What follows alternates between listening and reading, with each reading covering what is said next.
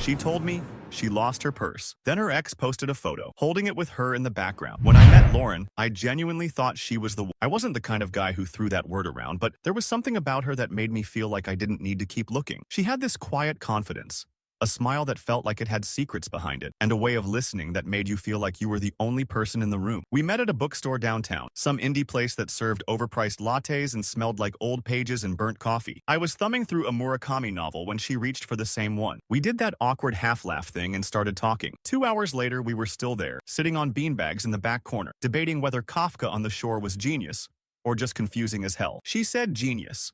I said confusing. I think that's when she decided to prove me wrong, and I decided I wanted her around long enough to let her try. We started dating soon after. She was thoughtful in small, intentional ways, like making me a playlist for my morning commute, or leaving little sticky notes on my laptop with stupid jokes. I started cooking more just so she'd come over and eat.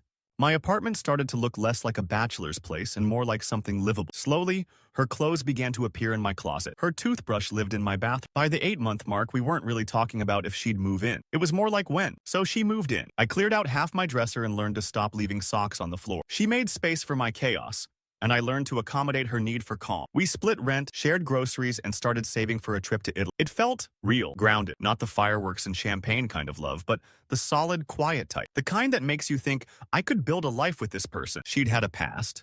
Everyone does. I knew about her ex, Ben. They'd dated for almost 4 years, lived together for 2, and broken up nearly a year before we met. According to her, things had fizzled. He didn't want to grow up, she did. That was the story. I never pressed further because, honestly, it didn't matter to me. I wasn't interested in her past. I was building a future. The first signs were small, subtle. She started coming home later than usual, saying work was crazy. She worked at a non-profit that helped with housing issues, so I didn't question it. Burnout was a constant risk in that kind of field. But then she started bringing her work laptop home, spending late nights answering emails, whispering on calls in the bedroom while I watched TV in the living room. I chalked it up to stress. There was one night, though, that stuck with me. She came home, dropped her keys on the counter, and just stood there. She looked hollow. Her makeup was smudged like she'd been crying, and she wouldn't meet my eyes. What happened? I asked, getting up from the couch. She sighed and sat down, slowly, like she didn't have the energy to hold herself up any. I lost my purse. I blinked. What? Like, you left it somewhere? No, she said, wiping her eyes. I think someone stole it. I was out with Danny and Kristen for drinks after work, and I set it on the back of my chair. When I got up to leave, it was gone. Did you tell the bartender? Or check the cameras? We tried, but it was super crowded and no one saw anything. I already called my bank and canceled my cards. I'm just so mad at myself. Her voice broke a little and she covered her face. I walked over and knelt in front of her. Hey, it's okay. It's just stuff. You're okay. That's what matters. She nodded into her hands. It had my ID, my credit card, my phone, and the necklace you gave me for our 6-month. The little compass one. That stung. I remembered picking that out for her. Something meaningful because she always talked about wanting to find her direction. I put a hand on her knee. We'll get through it. We'll replace everything. We'll call your phone. Maybe someone turns it in. She shook her head. I already tried. It goes straight to voicemail. I wanted to fix it. That's what I do when someone I care about is in pain. So I sprang into action, helped her file a police report, contacted her bank, and even drove to the bar the next day to check with the manager. Nothing. No sign of the purse. She stayed home the next day. She said she felt shaken and needed time to calm down. That evening, she packed a small overnight bag and said she'd be spending the night at her friend Danny's place. I just need to not be here right now, she said. This place is stressing me out. That hurt, but I understood. Or I thought I did. She was gone that night. And the next day, too. We texted, but she was short and vague. Still at Danny's, she wrote, just need space. I tried to give it to her. We all cope differently, but something started gnawing at. I couldn't shake the image of her breaking down over a purse. It wasn't just sadness. It was guilt. Like she wasn't grieving a loss, but hiding a truth. Still, I didn't want to jump to conclusions.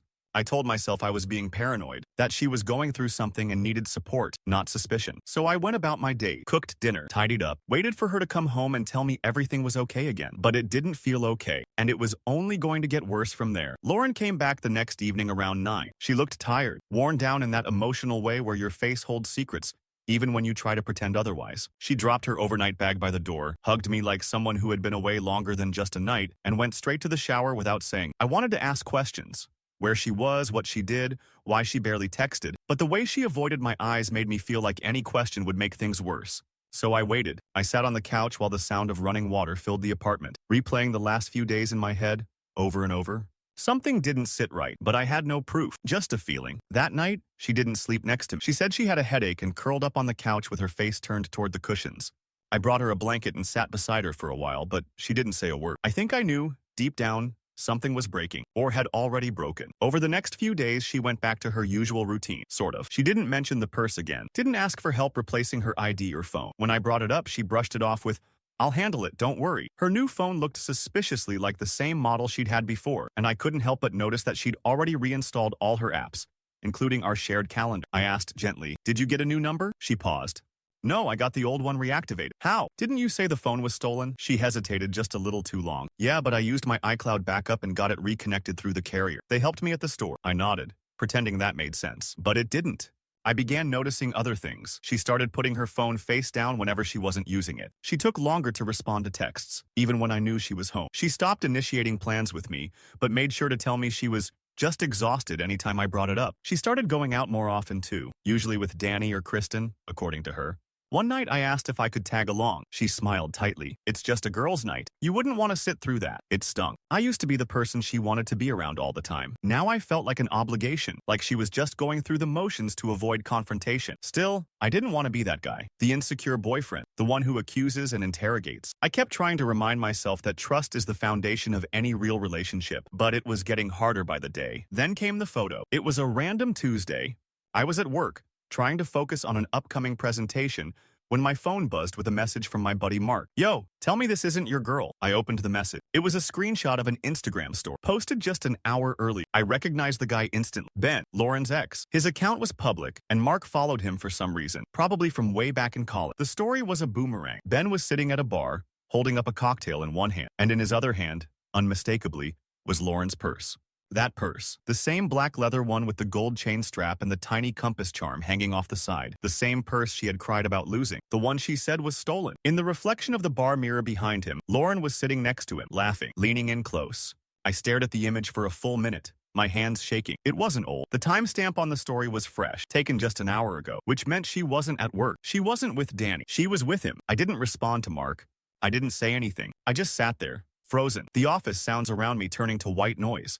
That image burned itself into my mind. Her purse, her smile, her betrayal. I zoomed in, no doubt about it. It was Lauren, wearing the same sweater I'd seen her leave the apartment in that morning. I could even see the sleeve tattoo she always covered at work. I told myself to wait. Maybe there was a reasonable explanation. Maybe it wasn't what it looked like. But how do you explain a purse you claimed was stolen, showing up on the arm of your ex while you're sitting beside him? I left work early. I didn't even tell my boss. I just walked out, got in my car, and drove home with my heart beating in my throat. When I got there, the apartment was empty. I sat in the silence for hours. I didn't know what to do. Call her? Text her? Wait? I didn't want to confront her without being sure, even though deep down I already was. Finally, around 8 p.m., she walked in. Her face lit up in surprise when she saw me. "You're home early," she said, casually, like nothing was wrong. I nodded. "Yeah, felt sick." She set her purse, the same one, on the counter like she hadn't just told me it was stolen 2 weeks ago, like I wouldn't notice. I stared at it. I thought that was gone. She froze. Just a split second, but I caught it. "What? Your purse?" I said, standing up. "You said it was stolen." That exact. She glanced at it, then back at me, and laughed. "Oh no, it's a similar one. I bought a new one online. Same model. I liked it too much to switch styles." There it was again, that slight stutter in her voice, the way she blinked a little too fast. "You sure about that?" I asked, walking over to it. I picked it up and turned it around. The charm was there, the compass one I gave her, the tiny scratch on the buckle, even the little stain on the inner lining from when she spilled coffee a month ago. "Don't lie to me," I said, quieter now. She didn't respond. My phone buzzed. Another message from Mark. This time, a screen recording of Ben's story before it disappeared. I held it up without a word, played the video, watched her watch it. Her face went pale. She didn't speak for a long time, just stood there, frozen, eyes flicking between my phone screen and the purse in my hands. I could see the gears spinning in her head, calculating, scrambling, trying to land on some kind of explanation. But there was nothing she could say, nothing that would make sense. "Say something," I said, my voice low, almost shaking. "Just tell me the truth." She looked down. Her lip twitched. "It's not what it looks like." I almost laughed. "Then please, I beg you, tell me what it is. Because from where I'm standing, it looks like you lied to my face. You cried over that purse. You let me cancel cards, file a police report, and it was never stolen. You were with him, Lauren." She took a small step forward, hands raised like she was calming a wild animal. "Ben reached out to me a few weeks ago. I didn't want to say anything because I didn't want to hurt you. I didn't know what I was feeling." "Don't do that," I snapped. "Don't pretend you were protecting me. You let me play boyfriend of the year while you snuck around behind my back." "I didn't sleep with him," she said quickly. I blinked. "That's your defense?" She didn't answer. I walked away from her, pacing to the other end of the room, trying to process the flood of emotions slamming into me all at once.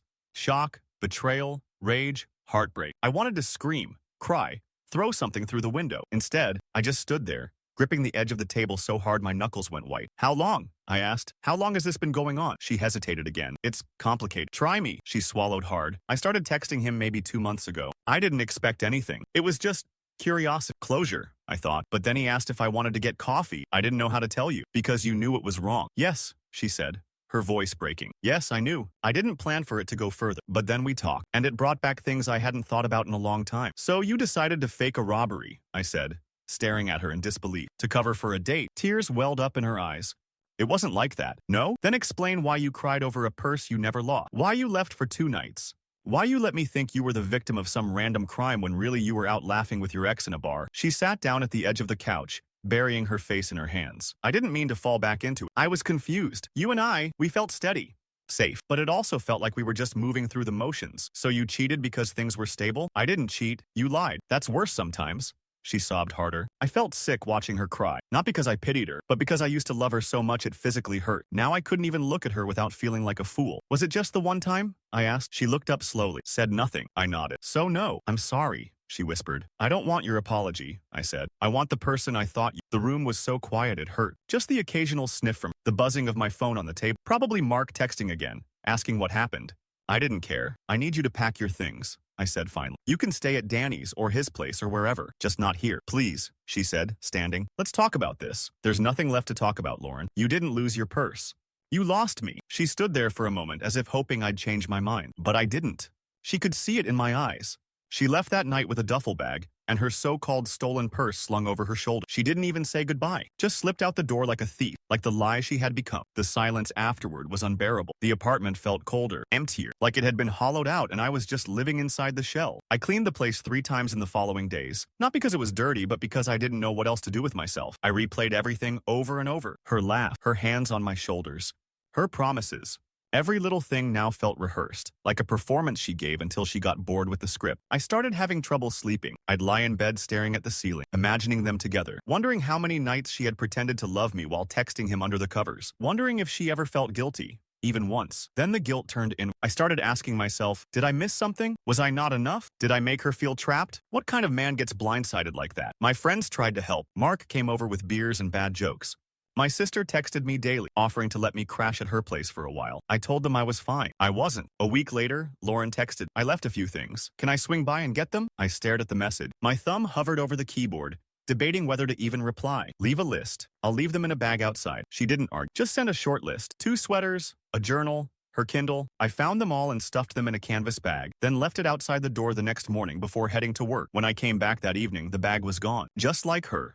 I thought that would be the end of it, that she'd fade away like a bad dream, and I could start over. But a few nights later, I got another message. This one wasn't from her. It was a DM on Instagram from Benjamin. I stared at the message request for a long time. Ben's name glared at me like a punchline to a joke I wasn't in on. Part of me wanted to ignore it, pretend like none of this ever happened, but curiosity won. The message read, didn't know you two were still together when she came back around. Thought you deserved to know what she told. That alone sent a fresh wave of heat through my chest. When she came back around. So this wasn't some recent slip-up. This had been building for a while. I didn't reply right away. I just sat there, staring at the words, trying to decide if I could handle more truth. Finally, I messaged back. What exactly did she tell you? He responded quickly. That you were just a roommate. That things were done. That you still had feelings for her but she didn't want to hurt you. She said you were okay with her seeing other people. I didn't respond for a long time. That was the night. The one that didn't just cut. It twisted. All this time, I'd been walking around with wounds I couldn't explain, blaming myself for her pulling away, thinking maybe I wasn't enough. Meanwhile, she was crafting a whole new version of me, one where I was just a leftover from her past, some harmless guy still hanging around. I wrote back, that's a lot. We were living together, sharing bills, planning a trip. She cried to me over a fake robbery just to cover being with you. Ben sent a string of dots,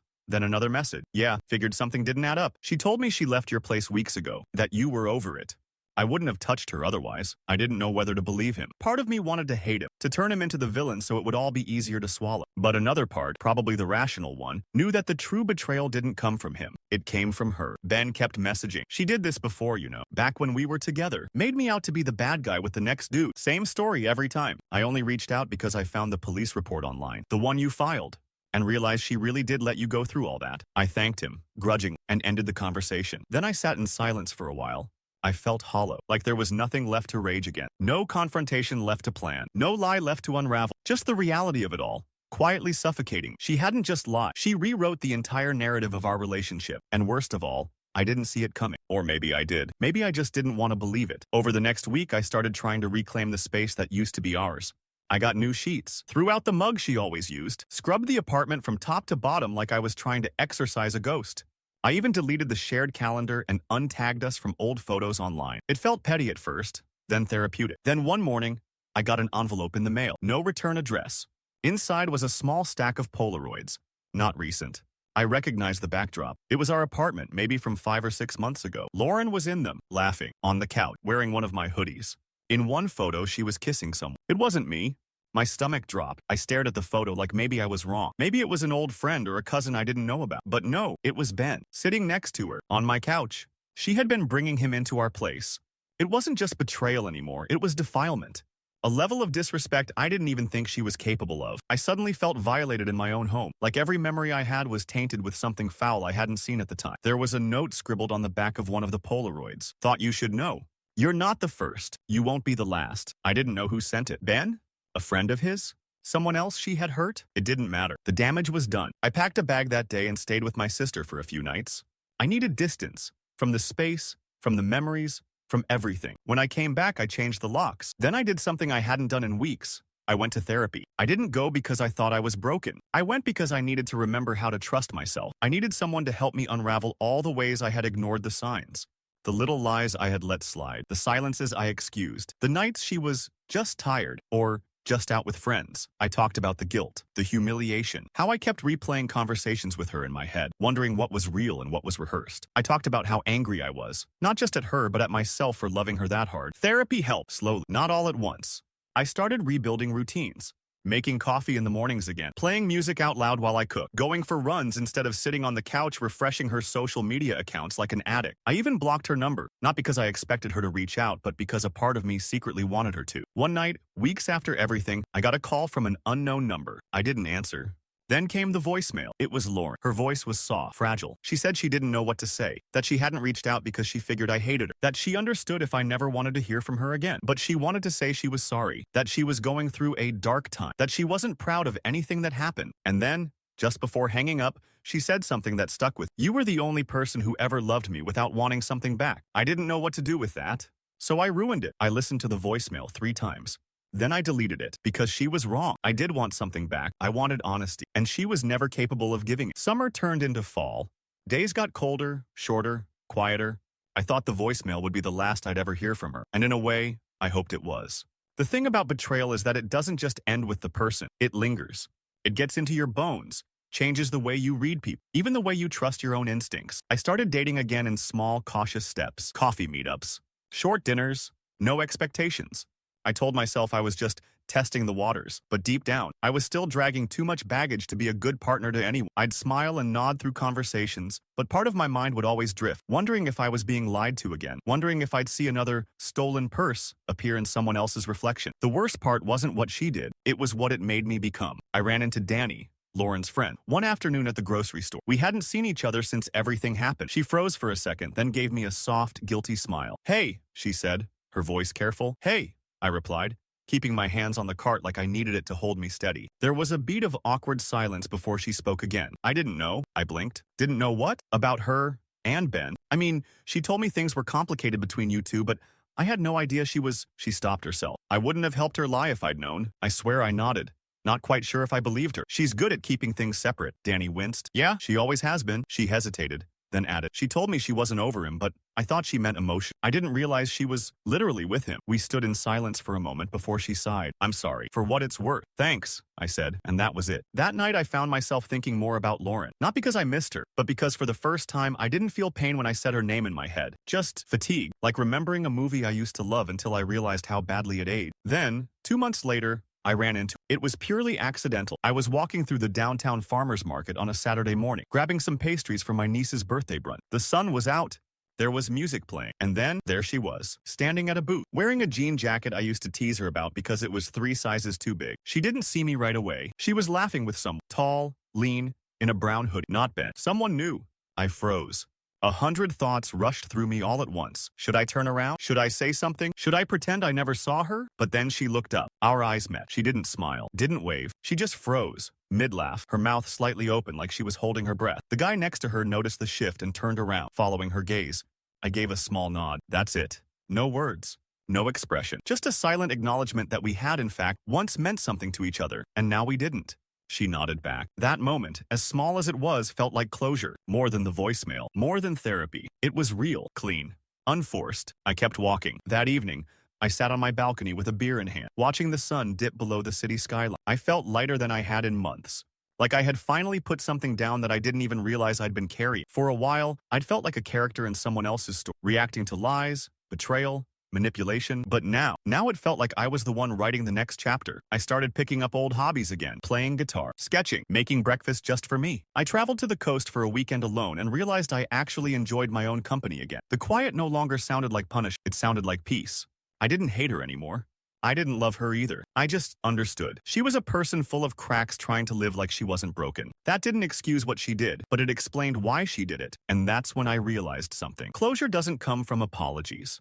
It doesn't come from knowing every detail or hearing the perfect explanation. It comes when you stop needing any of it. When you finally look at the person who hurt you and think, you're not my problem anymore. And she wasn't. Months passed. Seasons changed.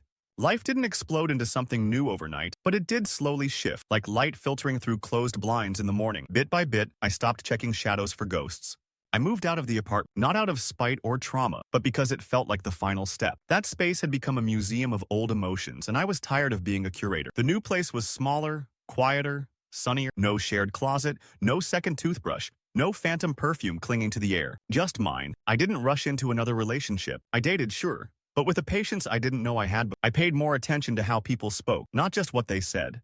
I learned to listen to my gut again, something Lauren had made me doubt. Slowly, I rebuilt trust, not just in others, but in myself. The strangest part was how often people around me wanted a clean summary. So what happened with Lauren? You guys seemed so happy. Was it really that bad? I never told the full story. Not because I was protecting her, but because I didn't want to keep living inside it. But now, telling it like this, writing it all down, it feels different. Not like reopening a wound, but like showing someone the scar and saying, yeah, that happened. And I survived. I've thought a lot about that day. The day she said she lost her purse. I remember her tears. The trembling in her voice. The way she curled into herself like the world had crumbled around her. I remember feeling so angry on her behalf, ready to defend her, to fix everything, to protect her. And I remember the sick weight in my gut when I saw that photo. Her ex holding the purse. Her reflection in the mirror, laughing beside him. That moment was the axis on which my life spun. The instant when reality shattered, when everything I'd believed about our relationship came undone. The lie wasn't just about the purse. It was about me. I wasn't her part, I was her cover story. And the worst part? I would have forgiven her if she'd told me the truth, even after the fact. If she'd sat me down and said, I messed up, and here's what really happened, I probably would have worked through it. That's how much I love her. But she didn't. She lied, again and again, until the truth came not from her mouth but from a reflection she didn't realize was captured. A moment she thought was hidden, exposed by chance. People always say time heals everything. I don't think that's true. Time doesn't heal. Perspective does. Processing does. Putting the shattered pieces into a shape you can live with, that's what heals. I still don't know who sent the photos in that envelope. Maybe it was Ben. Maybe someone else. Maybe Lauren, in some twisted act of guilt. Whoever it was, I'm oddly grateful. Not for the pain, but for the clarity. Because that clarity helped me walk away. Not just physically, emotionally, mentally, spiritually. I don't hate Lauren and I don't wish her misery. In fact, I hope she finds peace someday. But I also hope she looks back and realizes that she broke something rare. And that it wasn't just my heart, it was my trust, my loyalty, my belief in her. I think she'll live with that. As for me, I'm doing okay. More than okay, actually. I've started planning that trip to Italy. Solo this time. Not as an escape, but as a celebration. A promise I made to myself that I finally get to keep. And if I'm being honest, I still have the compass necklace. The one I gave her. I found it at the bottom of a drawer when for a second, I almost threw it away. But I didn't. I keep it now. Not as a reminder of her, but as a reminder of me. That I can give love with a whole heart. That I can survive betrayal without becoming bitter. That I can lose someone who meant the world to me and still find the strength to rebuild mine. So if you're reading this because you've been lied to, because someone took your kindness and used it as a shield for their selfishness, I want you to know something. It doesn't define you. It doesn't mean you're weak or foolish or blind. It means you trusted someone who didn't deserve it. And that's not your flaw. That's their failure. And one day, maybe sooner than you think, you'll wake up and realize you're no longer waiting for closure because you've already lived it.